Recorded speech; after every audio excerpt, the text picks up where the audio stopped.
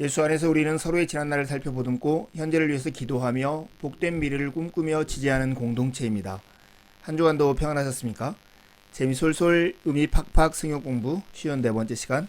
오늘은 요한복음 14장 12절에서 21절 또 다른 보혜사라는 제목으로 함께 말씀을 나누겠습니다.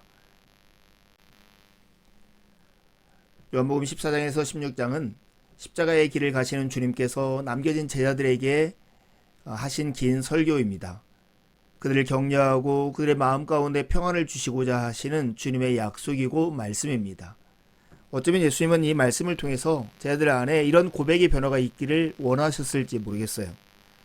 마르다가 했던 고백, 주께서 여기 계셨더라면 하는 예수님의 부재의 경험을 하는 그들의 마음을 야곱이 했던 고백처럼 여호와께서 과연 여기 계시거늘 내가 알지 못하였도다 하는 임재의 고백으로 변화를 꾀하셨던 것이죠. 실제 예수님은 이 땅에 남겨놓은 제자들을 위해서 예수님이 함께하고 계시다는 것을 두 가지를 통해서 경험하게 하십니다. 그것은 한 가지는 기도이고 다른 하나는 성령님이십니다. 여러분, 과연 이 기도와 성령 하나님의 임재를 통해서 우리는 주님이 우리와 함께 계신 것을 경험할 수 있을까요? 내가 길이다. 아버지의 집에 이르는 방법을 알고 싶다면 너희는 나와 함께 가야 한다는 주님의 말씀을 쫓아와 보십시오. 그러면 기도와 성령의 임재를 통해서 하나님의 임재를 경험하는 삶을 누릴 수 있을 것입니다. 먼저 12절에서 14절 말씀을 함께 읽겠습니다. 내가 진실로 진실로 너에게 이르노니 나를 믿는 자는 내가 하는 일을 그도 할 것이요 또한 그보다 큰 일도 하리니 이는 내가 아버지께로 감이라.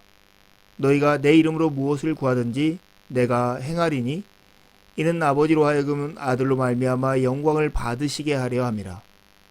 내 이름으로 무엇이든지 내게 구하면 내가 행하리라. 함께 읽은 말씀을 한 줄로 요약하면 내 이름으로 무엇이든지 내게 구하면 내가 행하리라고 하는 주님의 약속입니다. 예수님이 이렇게 말씀하세요. 나를 믿는 자는 그도 할 것이다.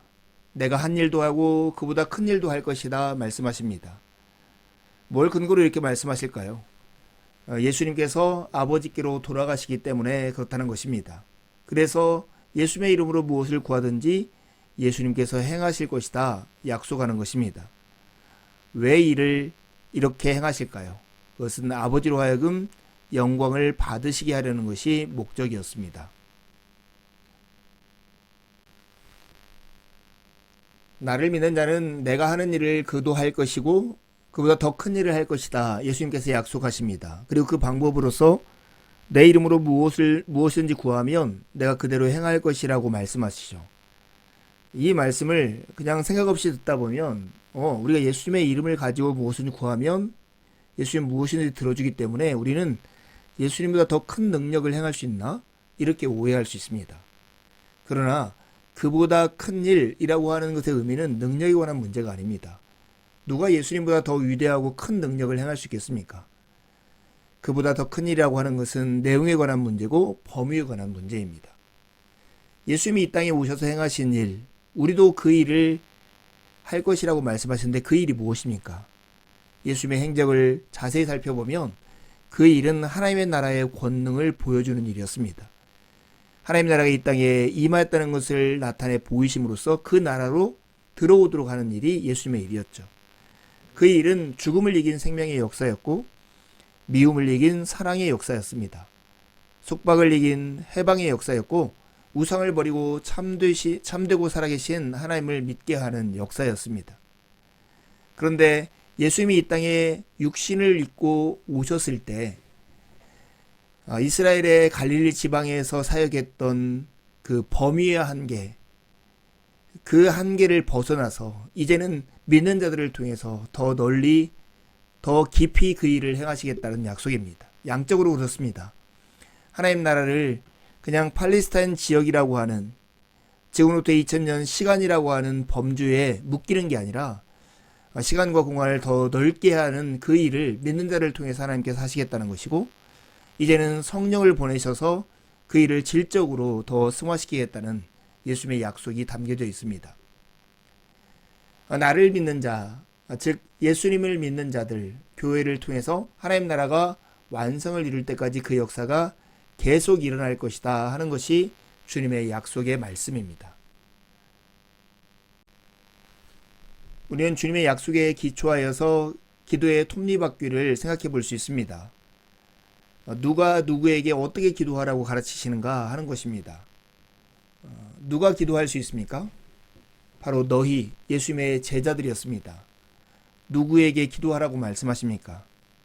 예수님께 하라고 말씀하시죠. 예수님께 구하면 예수님이 시행하시겠다라고 말씀하십니다.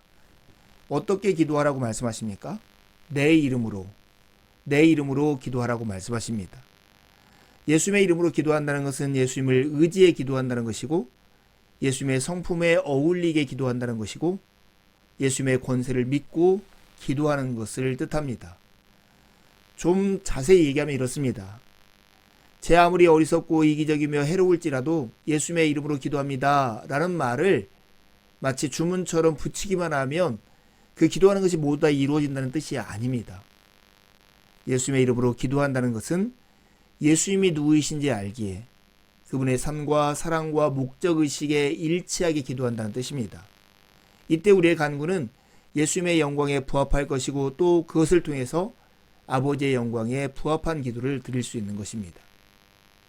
우리의 기도는 예수님을 의지해 예수님의 성품에 어울리게 예수님의 권세를 믿고 기도하고 있는 것입니까? 우리의 기도에서 중요한 것은 무엇보다 어떻게입니다. 무엇을 구하는 것보다도 예수님의 이름으로 구하는 것이 더 중요합니다. 예수님의 이름으로 구하는 기도는 우리의 영광을 추구하는 기도가 아니라 주님의 영광을 추구하는 기도입니다. 하나님의 나라와 그분의 의를 구하는 것은 무엇이든지 구하면 행하리라고 하신 것이 주님의 약속입니다. 우리가 만약에 우리의 영광을 위해서, 우리의 탐욕을 만족시키기 위해서 구한다면 예수님 우리를 향해서 이렇게 말씀하실지 몰라요. Not in my name. 내 이름을 사용하지 말라. 여러분, 정말 우리의 계획보다 하나님의 계획이 훨씬 더 지혜롭고, 우리에 대해서 주님이 우리를 더 잘 아신다는 것을 우리가 깨닫고 있다면 우리는 이 찬양의 가사처럼 기도할 수밖에 없습니다. 하나님의 꿈이 나의 비전이 되고, 예수님의 성품이 나의 인격이 되고, 성령님의 권능이 나의 능력이 되길 원하고 바라고 기도합니다. 이런 마음을 가지고 구하는 기도가 예수님의 이름으로 구하는 기도입니다. 여러분, 누가 참된 그리스도인일까요? 그것은 기도의 내용이 달라진 사람, 이렇게 표현할 수 있습니다. 그리스도의 일을 이어받은 자들이 바로 참된 그리스도인입니다.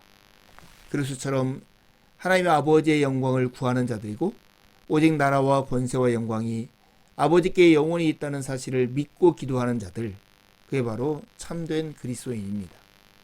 우리의 기도를 살펴보는 시간이 되었으면 좋겠습니다.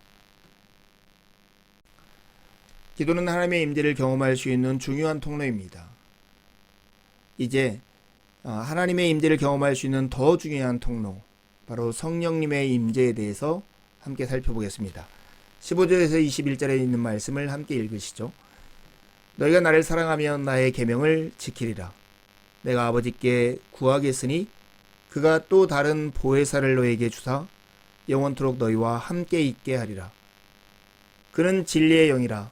세상은 등이 그를 받지 못하나니 이는 그를 보지도 못하고 알지도 못함이라. 그러나 너희는 그를 아나니 그는 너희와 함께 거하시며 또 너희 속에 계시겠음이라. 내가 너희를 고아와 같이 버려두지 아니하고 너희에게로 오리라. 조금 있으면 세상은 다시 나를 보지 못할 것이로되 너희는 나를 보리니 이는 내가 살아있고 너희도 살아있겠음이라.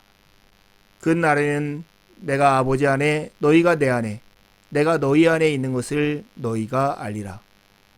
나의 계명을 지키는 자라야 나를 사랑하는 자니 나를 사랑하는 자는 내 아버지께 사랑을 받을 것이요 나도 그를 사랑하여 그에게 나를 나타내리라. 15절에서 21절은 수미상관 구조로 되어 있습니다. 가장 바깥에는 예수님의 사랑, 그 사랑의 증표로서의 계명의 준수가 나타나 있고요. 그 안쪽으로 들어오면 영원토록 함께 하실 보혜사 성령, 그리고 아버지 하나님과 믿는 자들 안에 내주하시는 예수님에 대한 이야기가 나옵니다. 그리고 한 껍질을 더 벗기고 안으로 들어오면 세상은 모르고 믿는 자는 알고 있는 그 안에 내주하시는 성령님, 세상은 보지 못하지만 제자들은 보게 될 예수님에 대한 이야기가 나옵니다. 그리고 그 가장 중심에는 결국 15절에서 21절을 통해서 말씀하시고자 하는 내용의 핵심인 18절이 나옵니다. 제 아들을 고아와 같이 버려두지 않으실 것이라는 예수님의 약속이 나오는 것이죠. 예수님은 내가 너희를 고아와 같이 버려두지 아니하고 너희에게로 오리라 이렇게 약속하셨습니다. 떠나시는 예수님은 제 아들을 고아와 같이 버려두지 않겠다고 약속하신 것이죠. 어떻게 그들과 함께 하실까요? 그 방법은 성령을 보내심으로 그렇게 하시겠다는 것입니다. 예수님은 또 다른 보혜사, 즉 성령을 보내사 영원토록 그들과 함께 하시겠다라고 약속하셨습니다. 그러면서 제 아들에게 마땅히 취해야 할 태도, 그 책임을 부여하시는데 그것은 약속을 받은 자로서 주님을 사랑하라는 것입니다. 그리고 그 사랑은 계명을 순종하는 걸 통해서 나타난다고 말씀하십니다. 우리는 기도할 때 사랑하게 됩니다. 기도와 계명에 대한 순종은 아주 긴밀하게 연관되어 있습니다. 너희가 나를 사랑하면 나의 계명을 지키리라 주께서 말씀하셨습니다. 여러분, 예수님은 어떤 사람의 기도를 들으실까요? 이 말씀의 근거로 보면 예수님을 사랑하는 사람의 기도를 들으십니다. 그 사랑을 나의 계명, 즉 예수님의 말씀을 지키는 것으로 표현하는 사람의 기도를 들으십니다. 우리가 그리스도인이 되었다는 것, 다른 말로 하면 새 언약 백성이 되었다는 것인데요. 그 새 언약 백성들의 특징, 그 특징을 로마서 8장을 기초로 해서 살펴보면 이렇습니다. 말씀을 지킬 수 있는 사람이 되었다는 거예요. 율법의 요구를 이루는 자녀들이 된다는 것이고, 율법이 다시는 정죄할 수 없는 자녀가 된다는 것이 새 언약 백성이 되었다는 것입니다. 이를 위해서 하나님을 믿는 자들에게 그리스도는 우리에게 보혜사 성령을 주셨습니다. 내 소욕보다는 성령의 소욕을 따라서 살아가는 것이 훨씬 더 복되고 자유로운 길인 것을 아는 자들, 그것이 바로 그리스도인입니다. 그렇게 살아가는 자들의 기도를 주님께서는 들으신다는 것입니다. 흙으로 사람을 빚으사 그 코에 생명의 기운을 불어넣자 살아있는 존재가 되었던 것처럼 오늘 우리가 살아가는 삶은 하나님의 숨결이신 성령께서 우리에게 생명을 공급하심으로써 살아갈 수 있습니다. 성령 하나님, 그분은 하나님이 보내신 분이십니다. 예수님의 간구로, 그리고 하나님의 보내심으로 성령께서는 우리에게 오십니다. 그리고 영원히 함께 하십니다. 보혜사 성령은 영원토록 믿는 자들과 함께 계신다라고 약속하십니다. 영원토록 머무르신다는 것, 그리고 특별히 일꾼들만이 아니라 모든 사람에게 임하신다는 것, 그건 생각하기만 해도 기쁘고 감사한 일이 아닐 수 없습니다. 그런데 이 성령님을 보혜사라고 부르고 있습니다. 이 파라클레토스라고 하는 보혜사는 원래는 법률 용어입니다. 위로자, 상담자라는 뜻도 가지고 있는 이 단어. 이 단어를 한글 성경이 보혜사라고 이렇게 번역하고 있는데요. 보자는 보호하다 라고 하는 의미고요. 해자는 은혜할 때 해자입니다. 그리고 사자는 스승할 때 사자이죠. 정말로 원래 파라클레토스가 가지고 있는 의미를 잘 번역한 단어라고 말할 수 있습니다. 성령 하나님은 헬퍼로서 우리를 돕는 중에 계시고 컴포터로서 우리를 위로하는 자로 서 계시며, 그리고 애드보컷처럼 우리의 변호사로서 우리를 지키시고 우리를 변론하는 자로 우리 곁에 계십니다. 보혜사이신 성령님께서 우리와 함께 계시다는 이 사실이 여러분에게 위로가 됩니까? 20절에 예수님은 이렇게 말씀하십니다. 그날에는 내가 아버지 안에, 너희가 내 안에, 내가 너희 안에 있는 것을 너희가 알리라. 이것이 예수님의 목표입니다. 아버지 안에 삼위일체 하나님이 하나 되신 것처럼 우리도 그 안에 하나 되게 하시려는 것이 주님의 목적인 것이죠. 그런데 주님은 이것을 시간 속에서 일하심으로 우리를 빚어 가십니다. 과거 주님께서 행하신 일을 믿음으로써 그리고 미래에 주께서 행하신 일을 소망함으로써 오늘 살게 하시는 것이 주님의 능력이고 은혜이죠. 사람에게는 상기의 힘이 있습니다. 사람의 마음에는 상기의 힘이라고 하는 참 신비한 능력이 있습니다. 기억을 통해서 과거를 현재로 가져올 수 있는 능력, 기대를 통해서 미래를 현재로 가져올 수 있는 능력이 인간에게 있는 능력입니다. 우리는 예수 그리스도께서 행하신 그 일을 기억함으로써 믿음으로 예수 그리스도의 행하신 그 일이 오늘이 되게 할 수 있고, 예수님이 행하실 그 약속을 소망함으로 예수님이 행하실 그 일을, 미래의 일을 현재로 가져올 수 있습니다. 그래서 오늘을 주께서 살아가신 그 삶의 발자취를 좇아서 사랑하며 살아갈 수 있는 힘이 있습니다. 사랑하며 살아갈 때 우리는 예수 그리스도와 하나님께서 하나가 되신 것처럼 우리가 그리스도와 하나 될 수 있는 힘을 얻을 수 있을 것입니다.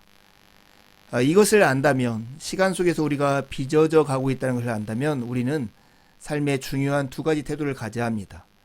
내가 다른 사람을 향해서 늘 이런 고백이 있어야 합니다. 나는 아직도 시간 속에서 하나님께서 나를 빚어가고 있는 공사 중에 있는 사람입니다. 여러분에게 불편을 드려서 죄송합니다 하는 겸손한 마음을 지녀야 합니다. 또한 우리가 이웃 형제자매를 볼 때 우리는 그 사람의 겉모습만을 보는 게 아니라 그 사람 안에 있는 생명을 보아야 합니다. 어떤 목사님으로부터 들은 이야기입니다. 복숭아를 보면 껍질이 있고 그 안에 과육이 있고 그 안에 심, 곧 도인이 있습니다. 우리는 껍질을 보고 그것을 고르지만 그러나 실제로 먹는 것은 과육이고, 그러나 이 복숭아의 생명을 주는 것은 이 복심, 곧 도인인 것처럼 우리는 사람을 겉으로 껍질로만 볼 게 아니라 그의 인격을 가지고 사귐을 해야 하고, 그러나 그의 인격 기저에 있는 그의 생명을 보고 그를 귀히 여기는 마음의 태도가 우리에게 필요할 것입니다. 사랑하는 여러분, 하나님은 시간 속에서 우리를 빚어가고 있습니다. 아직 우리는 온전하지 않지만 내가 아버지 안에 너희가 내 안에 내가 너희 안에 있는 것을 알게 할 것이라고 하는 주님의 약속이 성취되어 가고 있는 과정이라는 것을 기억하며 참고 선을 행하는 우리 모두가 되기를 간절히 바랍니다.